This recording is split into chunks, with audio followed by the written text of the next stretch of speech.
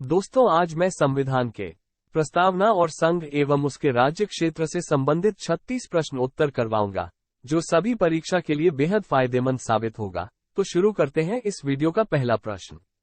संविधान सभा में प्रस्तावना कब प्रस्तुत किया गया था? 13 दिसंबर 1946 में। 2. भारतीय संविधान का कौन सा भाग भारत को एक धर्मनिरपेक्ष राज्य के रूप में वर्णित करता है? संविधान की प्रस्तावना।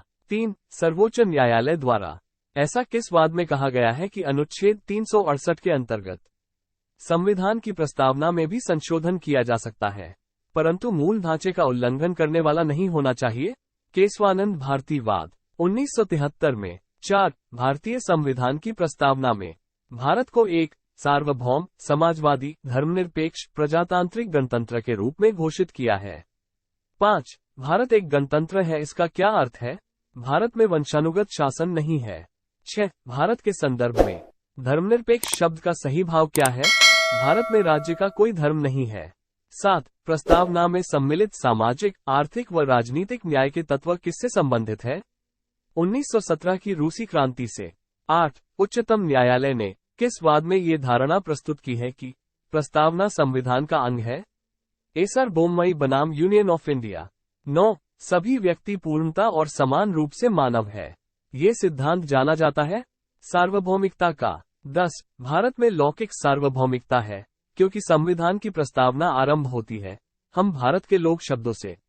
11. लोक कल्याण शब्द भारत के संविधान के प्रस्तावना में नहीं है, बल्कि ये राज्य के नीति निर्देशक तत्व का भाग है। 12. किस संशोधन द्वारा भारतीय संविधान की प्रस्तावना में संशोधन किया गया था? 42वें संविधान संशोधन के द्वारा। 13. भारतीय संविधान की प्रस्तावना में जिन आदर्शों एवं उद्देश्यों की रूपरेखा दी गई है, उनका विस्तार कहाँ है? मूल अधिकारों, राज्य के नीति निर्देशक सिद्धांतों एवं मौलिक कर्तव्य के अध्याय में। 14. राज्य का सबसे महत्वपूर्ण तत्व क्या है? संप्रभुता। 15. समाजवादी, अखंडता तथा पंथनिरपेक्ष शब्द संविधान की प्रस्तावना में किस संशोधन द्वारा सम्मिलित किए गए थे? 42वें संविधान संशोधन द्वारा। 16. प्रस्तावना को राजनीतिक जन्मपत्री की संज्ञा किसने प्रदान की? के.एम. मुंशी ने। 17. प्रस्तावना संविधान का अंग नहीं है, उच्चतम न्यायालय ने यह मात्र किस वाद में व्यक्त किया था? बेरोबारी संघ मामले में वर्ष 1960 में। 18. संविधान निर्माण में महत्वपूर्ण भूमिका निभाने वाले संविधान सभा के सदस्य सर अल्लादी कृष्णस्वामी अय्यर के अनुसार संविधान की प्रस्तावना मार्ग दीर्घकालिक सपनों का विचार है। 19. भारतीय संघ के अंतर्गत किसी राज्य को सम्मिलित करने का अधिकार किसे प्राप्त है? संसद को। 20. संविधान के प्रथम अनुच्छेद के अनुसार भारत क्या है? राज्यों का संघ। 21. भारत में कितने राज्य एवं केंद्र शासित प्रदेश हैं? 28 राज्य एवं 8 केंद्र शासित प्रदेश।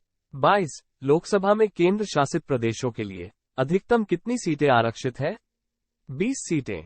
23. दो पृथक केंद्र शासित प्रदेशों के रूप में जम्मू कश्मीर का विभाजन कब किया गया? 31 अक्टूबर 2019 को। 24. नए राज्य के गठन की शक्ति किसे प्राप्त है? संसद को। 25. राज्यों के पुनर्गठन से संबंधित फजल अली आयोग का गठन किस वर्ष किया गया था? वर्ष 1953 में। 26. भाषाई आधार पर भारत में सर्वप्रथम किस राज्य का गठन किया गया? आंध्र प्रदेश। 27. राज्य पुनर्गठन आयोग ने 1 नवंबर 1956 को कितने राज्य तथा केंद्र शासित प्रदेश बनाए थे? 14 राज्य एवं 6 केंद्र शासित प्रदेश। 28. सिक्किम भारत का एक राज्य किस वर्ष बना था? 36वां संविधान संशोधन के अंतर्गत वर्ष 1975 में। 29. भारत में केंद्र शासित प्रदेशों का प्रशासन किसके द्वारा किया जाता है? राष्ट्रपति द्वारा। 30. आसाम और नागालैंड को राज्य का दर्जा कब दिया गया? 1969 को। 31. मणिपुर, मेघालय, त्रिपुरा को राज्य का दर्जा कब दिया गया? 1972 ईस्वी में। 32. जूनागढ़ रियासत को जनमत संग्रह के आधार पर भारत में मिलाया गया। 33. हैदराबाद रियासत को सैन्य कार्रवाई के द्वारा भारत में शामिल किया गया। 34. जम्मू कश्मीर रियासत के शासक ने पाकिस्तानी सेना एवं कबाइलियों के आक्रमण से सुरक्षा सुनिश्चित करने हेतु भारत के साथ विलय पत्र पर हस्ताक्षर करके कश्मीर को भारत में सम्मिलित किया था। 35. दिसंबर 1953 में फजल अली की अध्यक्षता में 3 सदस्यीय राज्य पुनर्गठन आयोग का गठन किया गया था।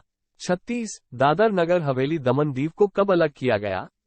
26 नवंबर 2019 को, लेकिन प्रभावी 26 जनवरी 2020 को हुआ।